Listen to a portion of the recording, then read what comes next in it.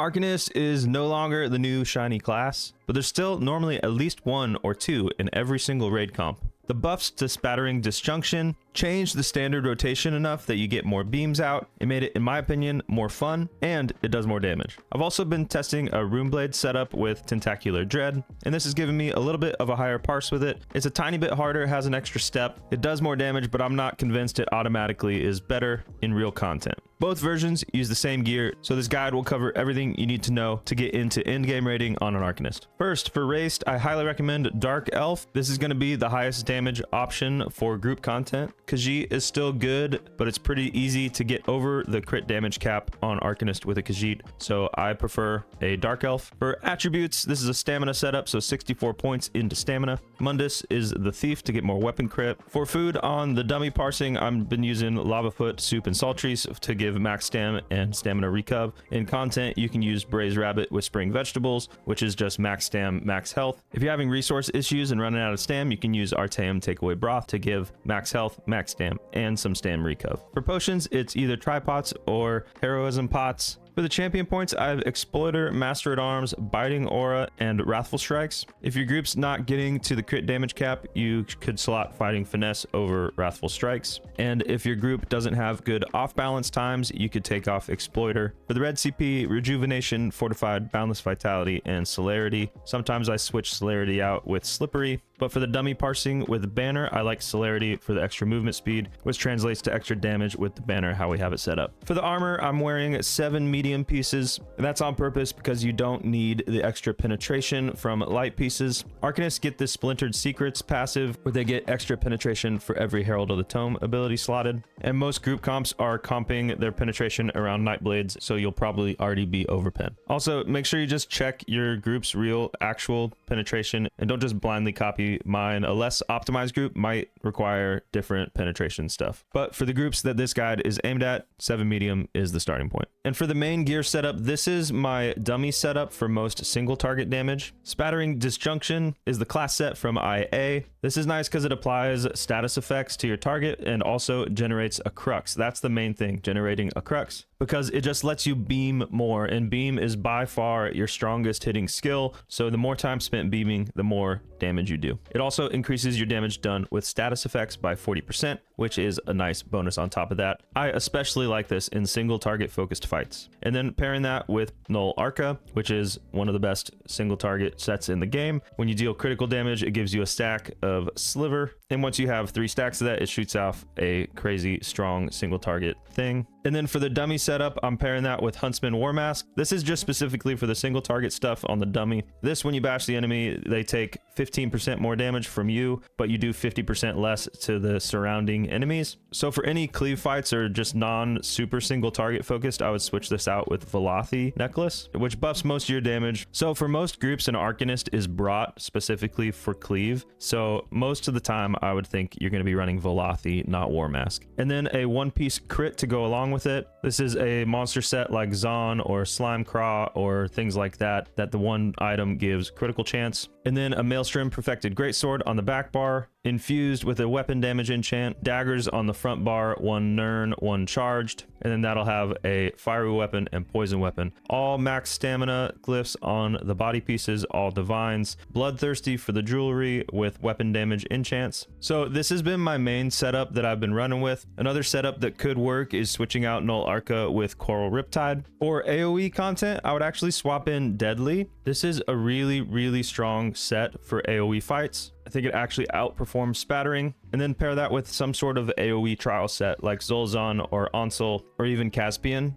And then obviously with AoE, you're going to go with the Velothi Amulet. The other setup I did some testing on was kind of the classic Null Arca, 4-piece Highland Sentinel, and Narayanth. This is still really good in those kind of half AoE, half single target fights, because you still get the single target of Null Arca, but then the Narayanth AoE and all the crit from Highland Sentinel. And I know this is a setup that a lot of people already have from last patch. And then actually for our trash setup, I'd use similar gear to the AoE focus setup with Deadly and Zolzon, or you could use Tide and Zolzon. Deadly is just really strong with Beam, and you're probably not going to need the added pin from Tide, so that would be a waste. So that's why I pick Deadly for trash. It just slightly outdoes Tide in my group. Okay, and for skills, I'm going to start with the single target dummy parse focused setup. Probably not the main setup you're going to use mostly in content, because you won't be running banner too much, especially if you have necros in your group, because banner just works better on them. But starting with the back bar, we got Stampede that goes along with your Maelstrom Perfected Greatsword. This does a nice AoE damage and also procs Merciless Charge, which makes your direct damage do up to 12% more damage. So it is a very strong buff. And then Fulminating Rune. This is an okay damage dealing sticky dot, but it really helps giving synergies to the group. It's not super high damage, but it is helpful. And then Scholarship. This is your source of major brutality and major sorcery if you don't have a DK in group with igneous weapons. And this is a very, very strong buff that you're going to want to keep up as much as possible. This just buffs your weapons every 3 seconds. They pulse out when you use your class abilities and do some damage, but also generate a crux, which helps you just beam more. And Camo Hunter for the Fighters Guild passives, and it's also your source of major savagery to up your spell crit. Then Shocking Banner, so shock damage, Cavalier's Charge, and then on the dummy, Intellect and Endurance. In content, you would use something different, but we're probably going to drop this in content to let Necros run it anyways. And then the ultimate, Languid Eye. This is a incredibly strong, small AoE damage dealing ultimate. This is part of why Arcanists are still relevant, because at the beginning of fights, you can get a Languid off and then immediately get another Languid off if your group has good ulti gen. Utilizing things like Crypt and Pillagers, stuff like that, you can get 2 Languids off immediately because the cost of this ultimate is so low. Then on the front bar, we got Flail. This creates a crux for you. It does some damage. It also can heal you, and it can save your life if you need an emergency heal. It also buffs you to where you deal 5% extra damage to enemies that are hit by this. And then Exhausting Fate Carver or Pragmatic Fate Carver if you're progging something and you need the shield. Prag Beam is a great thing to use in tougher content because it can keep you alive with that shield. If you're just getting into end game raiding, I would highly suggest going Prag Beam instead of Exhausting. Exhausting does cost more stamina because it just lasts longer. This ability consumes your crux. You want to have 3 crux anytime you use this because it dramatically increases the damage done by it. It increases the damage done by 33% per crux, which is just crazy. So a 0 crux beam is not very much damage. A 3 crux beam is crazy damage. So you always want to use a 3 crux beam when possible. It also, when you consume crux with Exhausting Fate Carver, it extends the duration by 0.3 seconds for every crux. That gives you basically an extra whole second of beaming, which is very strong. And then Quick Cloak. This is actually really important for beamers because you're not doing a ton of light attacks to get your front bar enchantments to proc. So this, because it is a dual wield skilled, will proc your enchantments for you. So while you're beaming, you can still get your fiery weapon and poison weapon enchants to proc and do extra damage. If you don't have Quick Cloak, you're probably not going to be proccing that very often, which will lose you status effects, which will lose you damage. So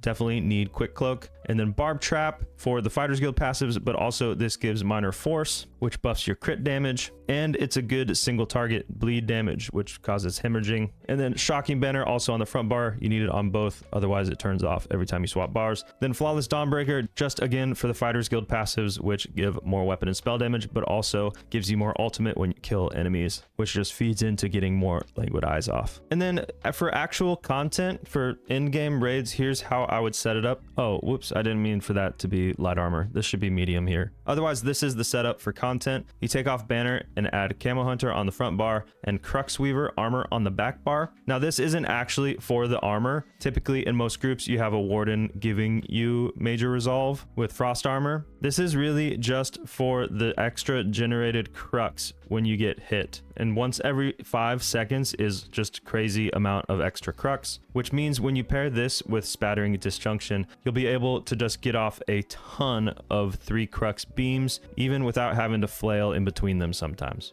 So you'll be able to go straight from a 3 crux beam to a 3 crux beam. And then finally, for the class masteries, I'm using Abyssal Emergence and Unbound Potential. Unbound Potential, you just keep all the time, no matter what. It upgrades Faded Fortune, which is a 7-second buff to buff your crit damage by 12%. But then when you add Unbound Potential to it, it also increases your damage done by 30%, which is enormous. And then Fate Realigned is actually bugged right now. It's not giving you this 300 weapon and spell damage. It is doing the generate maximum crux once every 15 seconds, which is nice, but it does not compete with Abyssal Emergence when it doesn't give you the 300 weapon and spell damage. Hopefully they fix that soon. If they fix that, then this would be right up there with Abyssal Emergence. Abyssal Emergence is nice because it gives you 666 weapon and spell damage for 15 seconds after you use an Arcanist alt. And it also generates maximum crux when you use an Arc alt. That means in a rotation, anytime you're about to drop an alt, you don't have to worry about generating crux, which just means you'll probably have to do less flails, and then you get to beaming faster. It sets up the burst of off balance windows really well with this, because then you can drop an alt right at the beginning of an off balance window and go straight into beaming without having to worry about getting to 3 crux, because it automatically gets you there. So as far as the rotation, you don't need to worry about pre-buffing crux with this setup because of Abyssal Emergence. All you have to buff really is Scholarship and Cloak, and then run in, drop Trap, Stampede, Rune, Alt, Flail, Beam. And you want to do that as fast as possible so you can get at least 2 or 3 seconds in that first off balance window. I'll do that one more time. We buff with Scholarship, Cloak, Run in, Trap, Stampede, Bash, Rune, Alt, Flail, Beam. And then from there, you're just maintaining dots. And then for the priorities of those dots to keep them up, you want to keep Scholarship up as much as possible. It's really important to keep that up and keep those just ticks going and crux generation going. Then Stampede to keep that direct damage buff going of 12% extra damage to direct damage. You need to definitely keep the Flail 5% damage buff up as well on the enemy. So I'd say those are your 3 main ones that you don't want to let drop off, especially on a beam. And then Cloak to keep those enchants up. Trap to keep minor force going, and then Rune is definitely the lowest priority just because it's the lowest damage. You can let Rune, Trap, and Cloak fall off for a second during a beam, but I would not let Scholarship, Stampede, or Flail fall off for much longer than a split second. It does get a little bit more tricky when you're running Exhausting Beam because it just lasts so long, so you have to prepare to beam. So you have to be looking at all the timers, not just the ones that are running out. You have to be looking at the timers. Anything that's under 4 seconds when you start a beam is gonna fall off during that beam. So you just have to be aware of that. Sometimes recasting some of those dots early is helpful, but if you recast too many dots early, you're just losing out on damage. So you kind of have to pick and choose which ones you keep up all the time during beams. And I pick Scholarship, Stampede, and Flail, and then less priorities to the other 3. For the Runeblade and Tentacular Dread setup, you just have to switch your morph of Flail to Dread, and then front bar escalating Runeblades and back bar Dread.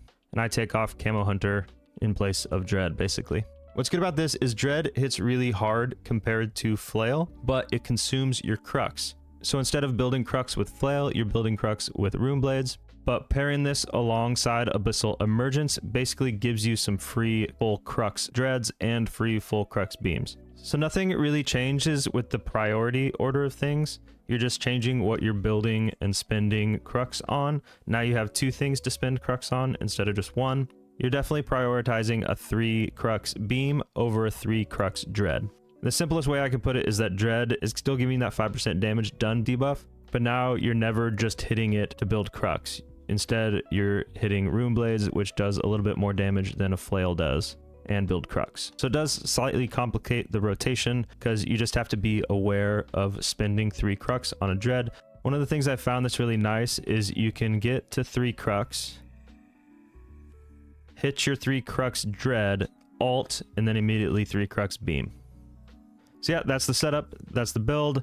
Here's a parse of the Runeblades version. I didn't record a parse of the Flail version, but I can if you guys really want that. For the Flail version, I was around 151k to 155k, everywhere in that range. And for this Runeblades Dread setup, I got 160k. This definitely wasn't the cleanest parse, and I do think I could push the damage numbers a little bit higher. Maybe 163, 165, and then you might even be able to farm higher than that if you get lucky with crits. But yeah, here's the parse. Thanks so much for watching. Hope this helps. Catch you on the next one. Peace.